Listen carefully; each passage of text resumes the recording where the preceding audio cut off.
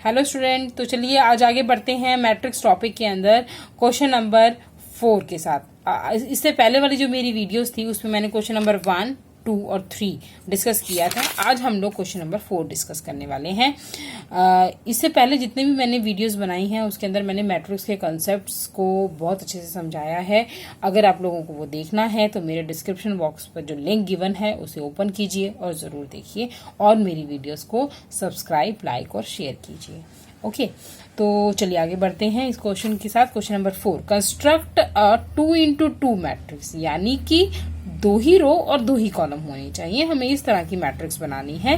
तो यहाँ पर आपको एक चीज ध्यान रखनी है कि यहाँ पर पहले आपको एक फॉर्मेट मतलब बना के रखना है इस तरीके से, जिसके अंदर first row second column, second row first column और सेकंड रो सेकंड कॉलम। आपको ये मैट्रिक्स तैयार करनी है स्टूडेंट। तो इस मैट्रिक्स को तैयार करने के लिए सबसे पहले हमें A11 चाहिए। तो A11 के लिए हमने इक्वेशन को रखा 1 + 1 डिवाइडेड बाय 2 और इसका होल स्क्वायर था 2। हमने 1 यहाँ पर रखा, 1 + 1 होल स्क्वायर किया और यहाँ पर इसको सॉल्व करने के बाद मैं इसको पूरा सॉल्व करके भी अगर आपको दिखा देती हूँ तो यहाँ पर 4 डिवाइडेड बाय 2 और ये पूरा आपके पास वैल्यू आ जाती है 2। तो इस तरीके से आपको फर्स्ट रो सेकंड कॉलम के क्वेश्चन को भी सॉल्व करना है। और फर्स्ट रो सेकंड कॉलम के लिए 1 + 2 करेंगे और उसका होल स्क्वायर कर देंगे 2 और फिर डिवाइडेड बाय 2 है, 3 × 3 9/2, तो ये वैल्यू आ गई हमारे पास 9/2। सेम वैसे ही हम A21 करेंगे यहाँ पर सेकंड रो फर्स्ट कॉलम के साथ, तो 2 + 1 आ जाएगा और 3 की पावर 2 हो जाएगा, जो कि आपकी वैल्यू सेम आएगी। सेकंड रो सेकंड कॉलम के साथ हम लोग वही चीज फॉलो करेंगे तो हमारे पास वैल्यू आ जाएगी 8। तो स्टूडेंट यहाँ पर हमारे पास मैट्रिक्स जो बन जाती है वो 2, 9/2, 9/2 और 8 बन जाती है। ये मैं आप लोगों को इसलिए बता रही हूँ कि आपको लिखना जरूर है इसको, क्योंकि यही मेन कंसेप्ट है। अगर आपसे क्वेश्चन के अंदर ये पूछा जाता है कि उन एलिमेंट्स को इंडिविजुअली बताइए तो आप इजीली बता भी सकते हैं, राइट। तो चलिए आगे बढ़ते हैं नेक्स्ट क्वेश्चन के साथ, जो आपका है question number 5, construct a 3x4 matrix. I hope अब आप समझ गए होंगे कि 3x4 में क्या करना है। 3x4 मैट्रिक्स का मतलब ये है 3 रो 4 कॉलम आपको तैयार करने हैं और ये मैट्रिक्स आपको तैयार करनी होगी। सेम वही फॉर्मेट आपको फॉलो करना है। यहाँ पर मैं आपको बना के भी दिखा सकती हूँ। A11, A12, A13, A14। तो अब आप समझ गए होंगे, इस तरीके से आपको लेके चलना है। यहाँ पर ये आपके जो रो है वो आपकी 4 होनी चाहिए और कॉलम जो है वो 3 होनी चाहिए। 3 रो 4 कॉलम, इस तरीके से आपको लेके चलना है और वैल्यूज को यहाँ पर निकालना है उसी फॉर्म में जिस फॉर्म में आपको गिवन है। इक्वेशन हमारे पास क्या है? इक्वेशन हमारे पास है 1/2 और -3i + j। तो यहाँ पर हमने ये i जो है रो को रिप्रेजेंट कर रहा है, जो j जो है वो आपका कॉलम को रिप्रेजेंट कर रहा है। और हमने 1/2 लिखा, ये मोड का साइन है, इसमें जो भी साइन होगा माइनस का साइन बाहर जाने के बाद वो पॉजिटिव में कन्वर्ट हो जाएगा। तो यहाँ पर मेरे पास आ जाता है 3 + 1, यानी कि आपके पास वैल्यू यहाँ पर आ जाती है 2। हमने माइनस के साइन को नहीं लेकर चलना है और वैल्यू आपके पास आ जाती है 1। सेम ऐसे ही फॉलो करना है आपको फर्स्ट और सेकंड कॉलम के साथ और आपको आंसर्स निकालते जाना है तो वैल्यूज आपके पास आती चली जाएंगी, राइट। तो इस तरीके से आपको क्वेश्चन नंबर 5 सॉल्व करना है। अब हम आगे बढ़ते हैं क्वेश्चन नंबर 6 के साथ। तो क्वेश्चन नंबर जो 6 है आपका, क्वेश्चन नंबर 6 ये है कि find the value of x, y and z from the following equation. आपके पास ये इक्वेशन गिवन है कुछ इस तरीके से, 4, 3x 5 और y z 1 5, जो कि इक्वल है। आपने कंसेप्ट बेसिक जो मैंने मैट्रिक्स का बताया था उसमें देखा होगा, इक्वल मैट्रिक्स। अगर इक्वल मैट्रिक्स का यहाँ पर सिंबल दिया हुआ है तो इट मीन्स ये वाले एलिमेंट इसके बराबर होंगे। तो किस तरीके से, यहाँ पर जो x की वैल्यू है वो 1 के इक्वल होगी, y की वैल्यू जो है वो 3 के इक्वल होगी स्टूडेंट, और z की जो वैल्यू होगी वो आपकी 3 के इक्वल होगी। तो यहाँ पर कुछ भी नहीं करना है, सिर्फ इक्वल मैट्रिक्स का जो कंसेप्ट है उसको फॉलो करते हुए आगे बढ़ना है। तो चलिए इसी का ही सेकंड पार्ट है उसे लेते हैं।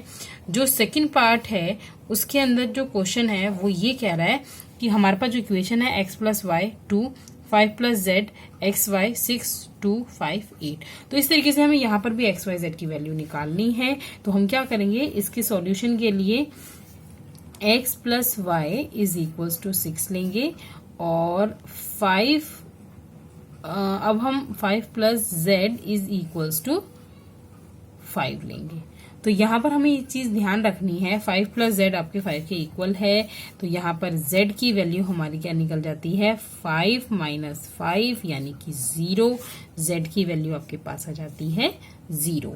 ठीक है, अब हम क्या करेंगे, अब हम लोगों को यहाँ पर वैल्यू जो निकालनी है वो x और y की निकालनी है। तो X Y is equals to 8 हम कर लेते हैं और y is equals to 8/x। हम ऐसे भी कर सकते हैं, लेकिन अगर इस तरीके से निकालने में आंसर आपको दिक्कत आ रही है तो आप इस वाले कंसेप्ट को थोड़ा सा होल्ड पे छोड़ सकते हैं। मैं इसलिए बोल रही हूँ क्योंकि मैं डायरेक्ट करके नहीं दिखा सकती कि मुझे आता है। मैं एक स्टूडेंट माइंड के हिसाब से स्टूडेंट चलना पसंद करती हूँ मैथ समझाते टाइम, और यही मेरा तरीका रहा है। तो यहाँ पर हमें क्या करना है, दूसरी जो सबसे इजी इक्वेशन है उसे उठाना है, क्योंकि स्टूडेंट का डाउट ये होता है कि हम इस इक्वेशन को क्यों नहीं उठा सकते हैं। तो इसीलिए मैंने सबसे पहले ही उसी इक्वेशन को दिखाया है कि यहाँ पर ये वैल्यू आपकी इस फॉर्म में आ जाती है जो कि आपको सॉल्यूशन के टाइम पे दिक्कत करेगी। तो हम यहाँ पर y इज इक्वल्स टू 6 माइनस x कर देते हैं। तो ये मेरे पास एक फॉर्म ऑफ इक्वेशन बन गई है।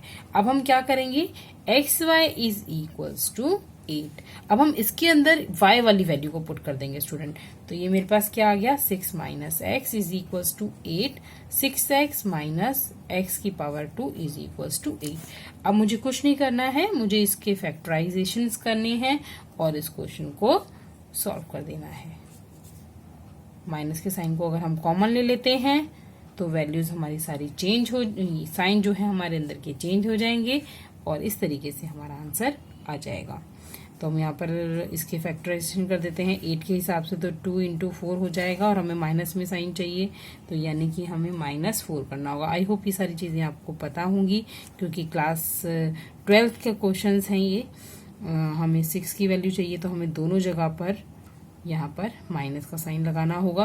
Plus 8 is equals to 0, x minus 4 और x माइनस 2।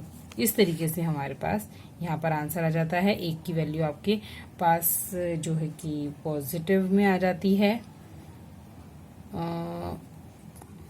तो इस तरीके से मेरे पास दो वैल्यूज आ जाती हैं 4 और 2। अब स्टूडेंट का ये भी डाउट होगा कि यहाँ पर दो वैल्यूज को हम कैसे रन करेंगे। दो वैल्यूज को रन नहीं करना है स्टूडेंट, आपके पास ये ऑप्शन है इस इक्वेशन के जरिए कि x plus Y is equal to 6 है। तो इस इक्वेशन के अंदर अगर आप यहाँ पर x की जगह 4 लिख देते हैं plus y is equal to 6, तो y इज इक्वल टू 6 माइनस 4, तो y की वैल्यू आपके पास आ जाती है 2। और अगर आप x की वैल्यू को 2 डाल देते हैं तो y की वैल्यू आपकी उसी के ऑपोजिट में आएगी। तो इस तरीके से हमने x की वैल्यू 4 निकाल दी और y की वैल्यू 2 और z की वैल्यू 0। तो इस तरीके से मेरे पास तीनों वैल्यूज आ गई हैं। कॉन्टिन्यूशन फॉर्म में आप इसी तरीके से क्वेश्चन को सॉल्व करते जाइए और आपके पास आंसर्स आते जाएंगे। अगर कोई डाउट है या क्वेरीज हैं तो प्लीज़ मेरे कमेंट बॉक्स के जरिए मुझे ज़रूर टेक्स्ट कीजिए, या फिर मेरी मेल आईडीज़ पर भी आप मेरे को मेल भी कर सकते हैं। मैं अपनी मेल आईडी और वीडियो का लिंक मैं आपको डिस्क्रिप्शन बॉक्स पर ज़रूर दूंगी। तो चलिए आगे बढ़ते हैं नेक्स्ट क्वेश्चन के साथ। तो नेक्स्ट क्वेश्चन हमारा है x plus Y plus Z is equals to 9। तो इस तरीके से हमारे पास एक इक्वेशन है। अब मुझे इस इक्वेशन के अंदर क्या करना है, सबसे पहले इस इक्वेशन को इस तरीके से सॉल्व करना है, लीनियर फॉर्म में भी लेकर आ सकते हैं हम लोग। तो x plus Z is equals to 5 जो कि मेरे पास ये वाला एलिमेंट है, और y plus Z is equals to 7। तो मैंने यहाँ पर वैल्यू क्या निकाल दी है, x plus Y is equals to -2। मैं इस तरीके से भी सॉल्व कर सकती हूँ, या फिर मैं इस क्वेश्चन को और इजी फॉर्म में करने के लिए इन तीनों इक्वेशन को इस फॉर्म में पहले लिखूंगी, x plus Y plus Z is equal to 9, x plus Z is equal to 5, Y plus Z is equal to 7। अब मुझे क्या करना है, इक्वेशन 1 को इक्वेशन 2 में से माइनस करना है। माइनस किया तो मेरे पास क्या वैल्यू आ जाती है, y इज इक्वल टू 4। ऐसे ही सेम मैंने इक्वेशन 1 को थर्ड से किया तो मेरे पास x की वैल्यू क्या आ जाती है, 2। अब मैं x और y की वैल्यू को यहाँ पर पुट करूंगी और मेरे पास z की जो वैल्यू है वो आ जाएगी। इस तरीके से मुझे क्वेश्चंस को आगे बढ़ाना है। तो आई होप कि आपको अभी तक जितने भी मैंने क्वेश्चंस बताए हैं वो समझ में आए होंगे। उसी के अकॉर्डिंग ही आपको सॉल्व करना है और ये ध्यान रखना है कि कहीं पर भी कोई मिस्टेक नहीं होनी चाहिए, क्योंकि ये जो 12th क्लास के क्वेश्चंस हैं ये आपके हल्की सी भी मिस्टेक्स के बाद पूरा का पूरा जो कंसेप्ट है उसे खराब कर देते हैं।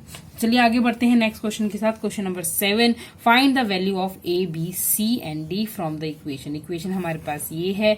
ये भी क्वेश्चन आपका बहुत ही इजी है। अगर मैं इसको आपके सामने सॉल्व करके दिखाना चाहूँ तो दिखा सकती हूँ।